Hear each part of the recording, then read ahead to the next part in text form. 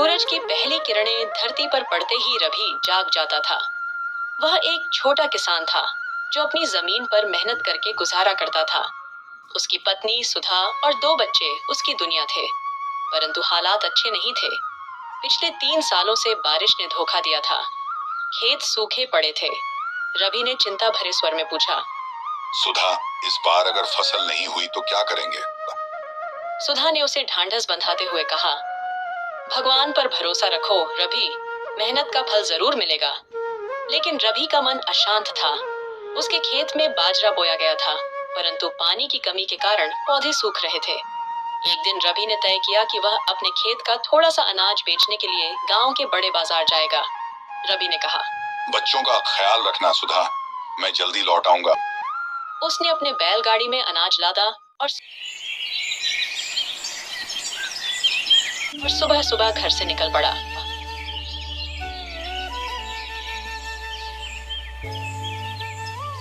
बाजार जाने का रास्ता लंबा और कठिन था।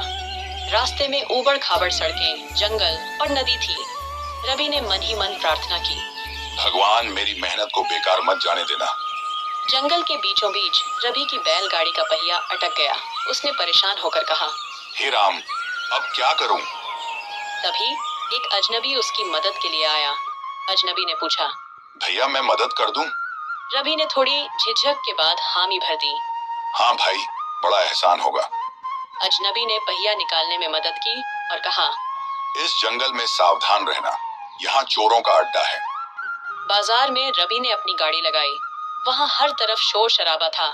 सब्जी वाले, कपड़े वाले और अनाज के व्यापारी जोर जोर से चिल्ला रहे थे। रवि ने अपनी आवाज लगाई, बाजरा ले लो, सबसे सस्ता और बढ़िया। धीरे धीरे लोग आने लगे।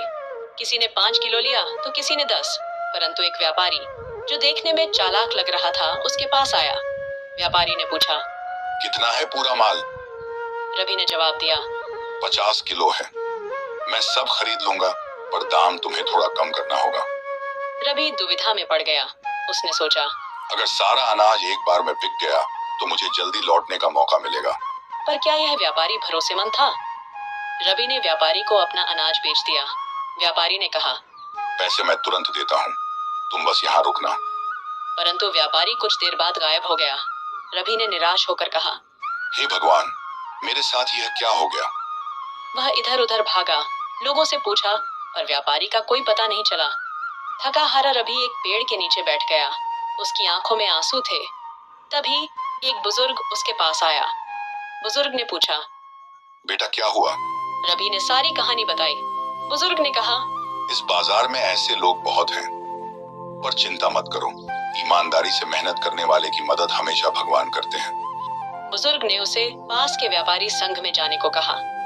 वहां रवि ने अपनी शिकायत दर्ज कराई। व्यापारी संघ ने व्यापारी को पकड़ लिया और रवि को उसका पैसा वापस दिलाया। संघ के अध्यक्ष ने कहा, ये लो तुम्हारी मेहनत का हक। रवि ने राहत की सांस ली। उसने मन ही मन सोचा, ईमानदारी और मेहनत का फल जरूर मिलता है। रवि जब घर लौटा तो उसकी आंखों में खुशी थी। सुधा और बच्चों ने उसे देखकर राहत की सांस ली। सुधा ने मुस्कुराते हुए कहा, देखा, मैंने कहा था ना, भगवान पर भरोसा रखो। रवि ने अपने बच्चों को गले लगाते हुए कहा, अब हमारी जिंदगी बदलेगी, यह अनुभव मुझे हमेशा याद रहेगा।